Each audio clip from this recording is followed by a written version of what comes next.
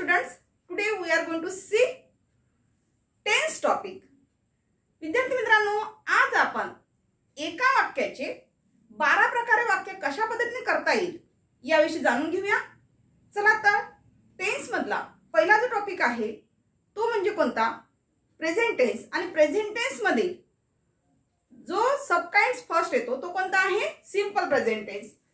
विद्यार्थी मित्रांनो, आजच्या भागामध्ये आपण एका वाक्याचे 12 प्रकारे वाक्य कशा पद्धतीने करता येईल, कशा प्रकारे टेन्स बदलता येईल याविषयी जाणून घेऊया. चला तर फर्स्ट सेंटेन्स. आता आपल्याला एक वाक्य घेऊया आपण, जसे की I am going to school. हे तुम्हाला दिलेलं वाक्य आहे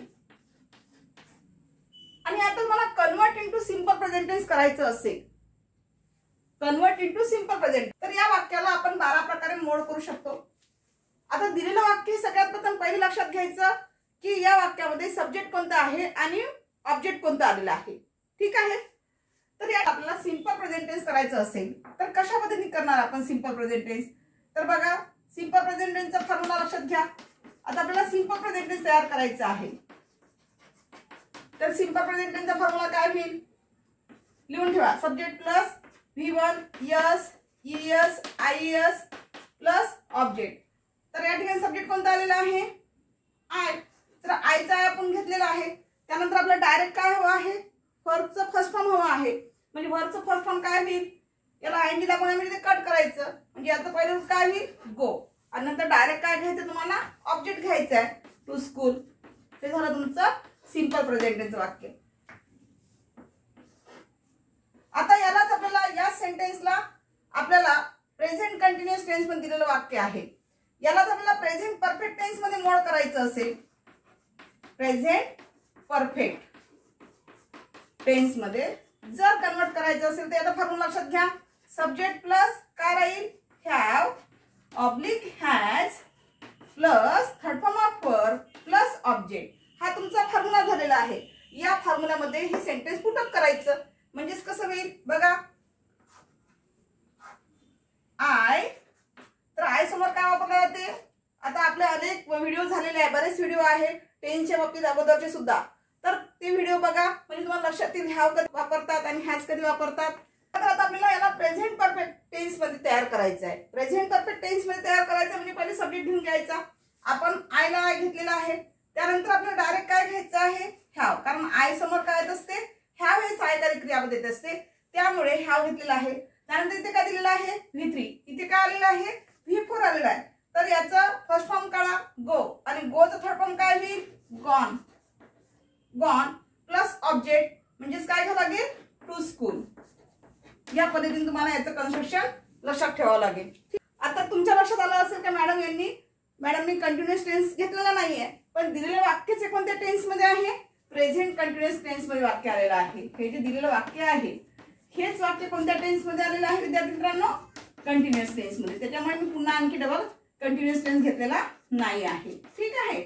चला, प्रेझेंट परफेक्ट कंटिन्युअस टेन्स, नाही का? आता याचा फॉर्म्युला लक्षात घ्या. याचा फॉर्म्युला काय आहे बरं? Subject plus have been oblique has been plus V1 ING plus object. आता या फॉर्म्युल्यानुसार त्याला आपल्याला बसवायचं आहे सेंटेन्स. कसं होईल बघा, सगळ्यात पहिले सब्जेक्ट घेऊन घ्यायचं आय. नंतर काय घेता येईल? आय समोर काय वापरता येईल?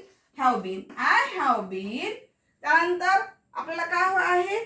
First form of verb plus ING आहे. म्हणजे ऑलरेडी वाक्यामध्ये वर्बला काय लागून आलेलं आहे? ING लागून आलाय. म्हणजे ऍज इट इज जशा तसं घ्या, गोइंग टू स्कूल. ठीक आहे. हे झाले तुमचे प्रेझेंट टेन्स मधील 4 सबकाइंडचे सेंटेन्सेस. म्हणजे अशा पद्धतीने तुम्हाला काय करावं लागेल? एक फॉर्म्युले जे दिलेले आहे या फॉर्म्युल्याचा वारंवार सराव करा, का जेणेकरून तुम्हाला ते वाक्य करता येईल. ठीक आहे. कोणतंही वाक्य आलं तर या फॉर्म्युल्यामध्ये पुटअप करायचं. चला, आता नेक्स्ट टेन्स कोणता असतो? Past tense. पास्ट टेन्सचे 4 प्रकार पडतात ते बघूया. नेक्स्ट टेन्स कोणता आहे? Past tense. या पास्ट टेन्स मध्ये आपल्याला 4 सबकाइंड्स बघायचे आहे. तर पहिला कोणता होईल? म्हणजे हा लागेल आपल्याला आता simple past tense. Simple past tense. आता सिंपल पास्ट टेन्सचा फॉर्म्युला काय राहील बरं? सिंपल पास्ट टेन्सचा फॉर्म्युला अतिशय सोपा आहे. Subject plus V2 plus object हा तुमचा फॉर्म्युला आहे. याच्यामध्ये आपल्याला कव्हर करायचंय. म्हणजे कसं होईल बघा, आन्सर कसं होईल.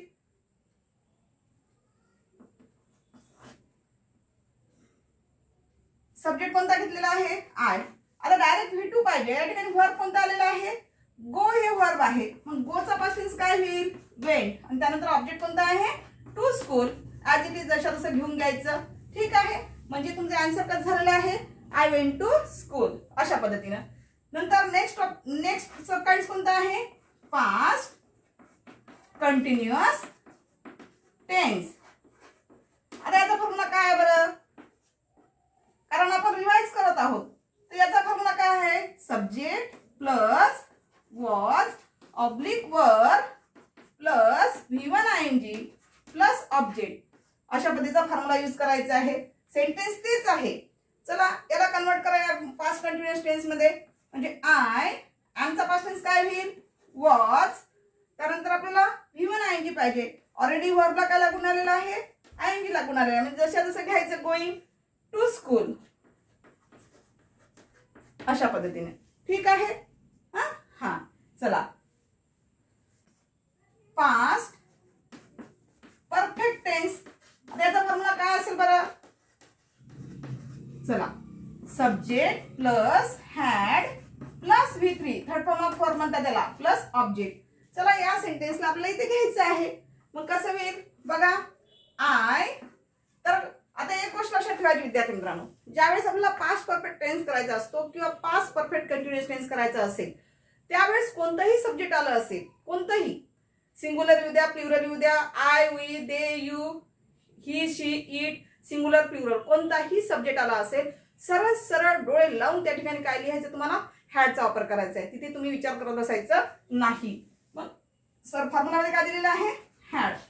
घेतल्यानंतर डायरेक्ट V3 करायचं आहे. इथे गो आहे.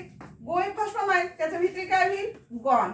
आणि नंतर रिमेनिंग पार्ट ऑफ सेंटेन्स म्हणजे तुमचा ऑब्जेक्ट झालेला आहे टू स्कूल. ठीक आहे. चला नेक्स्ट टॉपिक कोणता आहे? पास्ट टेन्स मध्ये लास्ट सब टेन्स कोणता येईल? Past perfect continuous tense.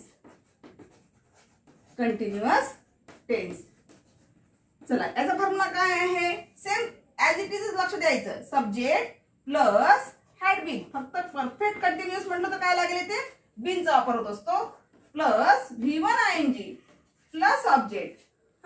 चला या वाक्याला पुन्हा याच्यामध्ये कन्वर्ट करायचंय पास्ट परफेक्ट टेन्स मध्ये. कसं होईल? आय. त्यानंतर काय घ्यायचं आपल्याला? Had been. I had been. त्यानंतर व्हर्बला ING लागून आलेला आहे. ॲज इट इज जशा तसं घ्या. Going to school. बघा एका सेंटेन्सला आपण 8 प्रकारे झालंय आपलं बनवून. आता आपल्याला कोणता टेन्स वळायचा आहे?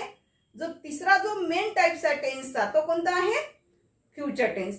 तर अशाच प्रकारे आपण काय करूया? फ्युचर टेन्स मध्ये जे 4 सबकाइंड्स येतात त्या सबकाइंडची सुद्धा अशा प्रकारचे वाक्य बनवून घेऊया.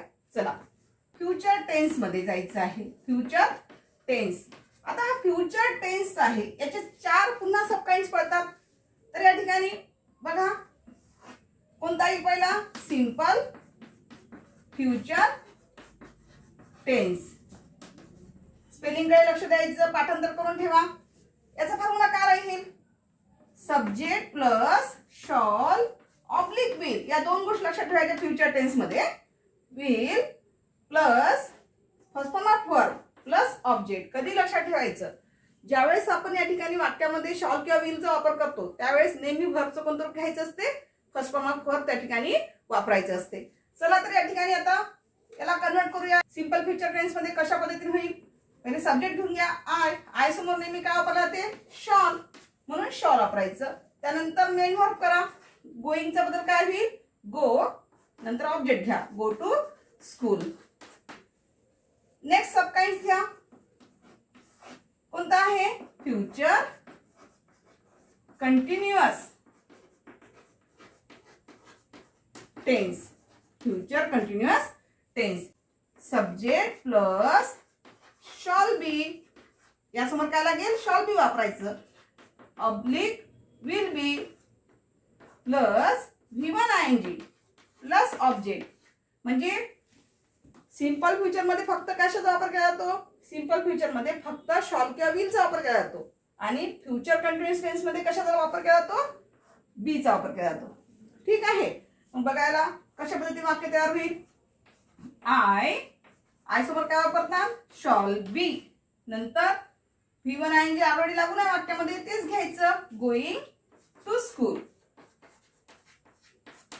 बघा, चला नेक्स्ट टेन्स कडे वळूया. तर आता फ्युचर टेन्स मधला तिसरा जो सबकाइंड्स आहे तो कोणता आहे, तो म्हणजे future perfect tense. Future perfect tense म्हणजे पूर्ण भविष्यकाळ. ठीक आहे. चला आता फॉर्म्युला काय आहे बरं, subject plus shall have oblique will have. लक्ष द्या इकडे.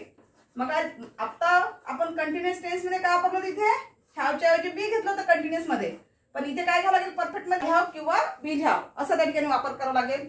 Plus third form of verb plus object. Perfect tense म्हटलं तर क्रियापदाचं कोणतं रूप घ्यायचं विद्यार्थी मित्रांनो, थर्ड फॉर्म ऑफ वर्ब. क्रियापदाचं तिसरं रूप अवश्य घ्यायचं. ठीक आहे. चला या सेंटेन्सला आपण काय करूया, आता फ्युचर परफेक्ट टेन्स मध्ये कन्वर्ट करूया. आय समोर काय येईल, shawl have. I shall have. या इथे गोइंग हे वर्ब आलेला आहे, तर त्याचं मेन वर्ब काय होईल, गो. त्यानंतर त्याचं थर्ड फॉर्म काय होईल, गॉन. आपल्याला काय घ्यायचं आहे, तिसरं रूप घ्यायचं आहे. हे तिसरं रूप आहे. त्यानंतर ऑब्जेक्ट जोडून द्यायचं, to school. Full stop. Last sub tense आहे फ्युचर टेन्स मधला, तो म्हणजे कोणता, future perfect continuous tense. Continuous tense. बघा, द लास्ट सब काइंड्स आहे हा टेन्स मधला लास्ट सब काइंड्स. तर या ठिकाणी फॉर्म्युला कोणता यूज करावा लागेल, subject plus shall have been oblique will have been. बघा कोणती गोष्ट जास्त लागत आहे फॉर्म्युल्यामध्ये, been plus V1 ing plus object. येत्या लक्षात कुठे कोणता बदल करायचा, फक्त फॉर्म्युल्याकडे लक्ष द्या. प्रत्येक टाइपचे फॉर्म्युले वेगवेगळे दिलेले आहे. टेन्स अजिबात तुम्हाला कठीण जाणार नाही. फक्त तुम्ही फॉर्म्युले पाठ करून ठेवा. ज्या पद्धतीने मॅडमने सांगितलं त्या पद्धतीने रिसेट करा. ठीक आहे.